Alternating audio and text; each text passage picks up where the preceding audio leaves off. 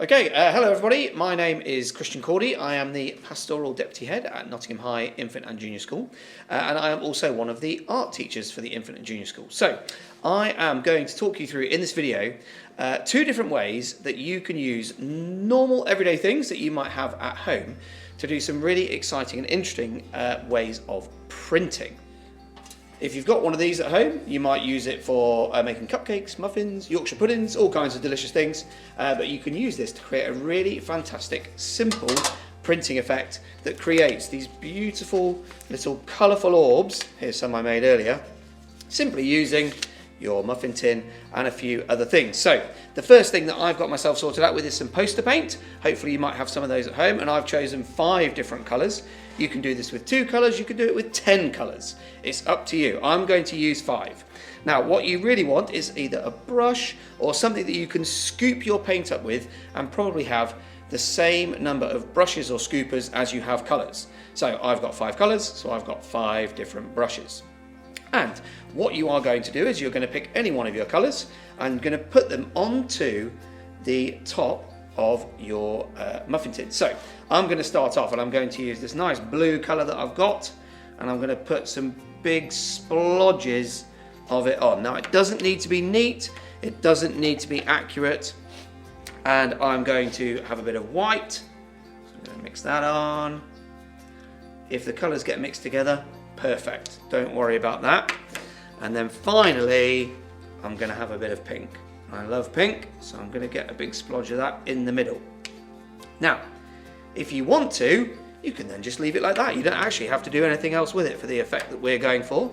But if you've got anything like this, a little cocktail stick, or if you've got a kebab stick, or basically anything with a point on, you can then use that to mix your colours into one another. So I'm going to do a sort of swirly, spirally pattern to get my blue and my white just starting to mix together. Okay, now it's a good idea to have a bit of kitchen roll or something like that handy that you can put anything that's messy down so you don't make a big mess of your workspace. Now that I've got that, now comes the fun bit. Now you can see I've cut some little squares, little rectangles of paper, and here comes the fun bit.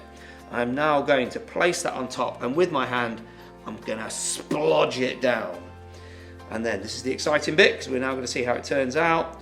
Carefully pick it up and turn it over, and there is my first little orb, my first little marble of lovely colours. And what you can then do as you go is you can then decide, right, I'm going to try some different colours. This time I'm going to use white again, but I am going to mix it with a couple of the different colours. So let's try this nice turquoise colour that I've got. I'm going to put that on 2 sides. Again, you don't need to be neat and tidy with this. It's fun because it is messy. And then I'm going to put a little bit of this nice dark grey colour that I've got on the outside. And this time, rather than using my cocktail stick, I'm going to use my finger just to give that a little bit of a stir, a little bit of a splodge. I've now got another sheet of my paper, and again I'm going to give it a good splodge on top, making sure I've pushed it right down to be really flat. And then again, let's have a look. How's it turned out? Oh, not bad, not bad at all. And you can keep going with that, and you can make as many of those as you want. Another thing you can do, of course, I've cut my paper quite small, but if you are feeling really brave, you could do 6 in a row, or you could try and do the whole thing. And if you've got a piece of paper big enough, you can then lay it all on in one go and make multiple prints all at the same time. Now once they have dried out, like these ones that I've got here, you can choose what you want to do with them. So you could keep them just as these lovely little colourful balls. You don't have to necessarily do anything with them, but you can obviously cut them out, and you could use them as part of a collage. You could use them as part of another picture. You could combine them, choose your favourite ones. So something you might want to do if you're trying to think of a nice idea for someone for a birthday present or a birthday card, you could choose your favourite ones, stick them onto a card or stick them onto a piece of paper. You could put them in a frame. There's a whole load of different things. Just let your imagination run wild. But it is a nice, simple but really fun way of creating some really beautiful, quite abstract prints. So that's our technique number 1. Just going to move this off to the side, because for technique number 2, we're going to need some bubble wrap. So if you've had an exciting parcel delivery and it's had any bubble wrap in it, or if you've recently moved house and you've had all kinds of things, you might have some of this lying around. Now, for this technique, you need to have a piece of bubble wrap, and you can cut it any size, any shape, whatever you like, but just make sure that the little bit that's got the bubbles on, and you can feel them, make sure that they are facing up, okay? You don't want them facing down, because then you're just painting onto a flat surface. And to create the lovely kind of textured effect, as you can see here, you need the bubbles painting up. Now, same as on our muffin tin printing, this doesn't need to be precise, this doesn't need to be hugely neat and accurate, so you can use the same colours, you can use different colours, and again, you could use just a few, you could use 20 if you wanted to, depends on what colours you've got at home. So again, I'm going to just start dabbing my paint onto my surface here, and I'm just spreading it around. I'm doing it fairly quickly. Obviously, when you're having a go at this at home, you can take a bit longer, you can be a bit more careful than I'm being if you want to. I'm going to splodge some of this darker colour on. And I'm trying to, rather than having just one block of colour in one corner and then a different block of colour, I'm trying to mix them all in so that they're all spread out all over my page. And then in a minute, I will show you how we can then draw them, pull them all together to create our texture. So lots of pink. Now the fun thing is about this is that you can try it in so many different ways, by cutting your bubble wrap into different shapes and sizes, by experimenting with different colours. Sometimes just only using maybe 2, maybe 3 colours can give you really lovely effects. Right, the final colour that I'm missing is white, so I'm just going to splodge some of that on. Now, the final thing, I'll just hold that up, you can see there's lots of the paint lying on those lovely bubbles in the bubble wrap. Now the final thing to do is just try and smear them out, start to get those colours mixing together and to cover as many of those bubbles as you can.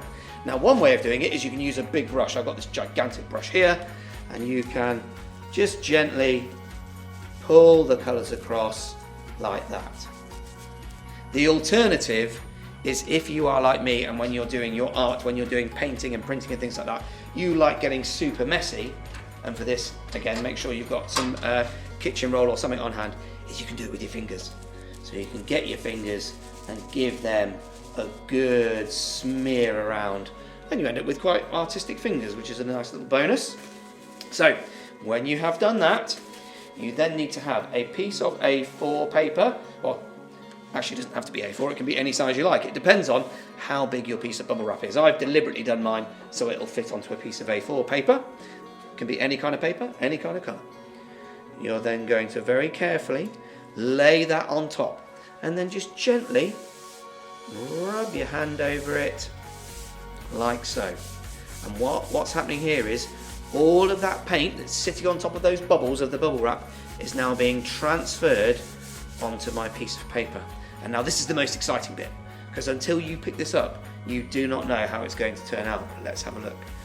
I'm going to turn, I'm going to peel, dun, dun, dun, and there we have a really fun abstract print. Our colours have mixed together. You might, depending on how much paint you've put on, you might be able to get 2 sheets of paper just on one go. And when you have then done, obviously you need to let that dry, and then the same as with our little colourful marbles, once it is dry, you can do all kinds of things with it. I mean, I think that looks lovely just like it is. You can just call that bubble print number 1 and leave it like that as an abstract piece of printing. But of course, you could cut it out, you could turn it into all kinds of things. One of the things that I've done with boys and girls at the school before is we've used these to create flowers. So we've thought about, right, what kinds of colours do we want for the flower petals? And we've maybe used, let's say, reds and yellows, and then we've cut them out in a certain shape to be petals. And then we've thought for the stem and the leaves, we want different shades of green, so we've done this just using different greens, and then we've cut them out, and then we've stuck them together to create a really lovely array of beautiful looking flowers. So I really hope that you have the chance to have a go at doing this at home, if you do have a go, if you do enjoy it, if you create some beautiful artwork, do make sure that you take some photos, and you could tweet them to us or you could email them into school, because we love good art and we love to see it. So do make sure that you share it with us, and hopefully I will be able to look forward to welcoming you to the Infant and Junior School one day in the future.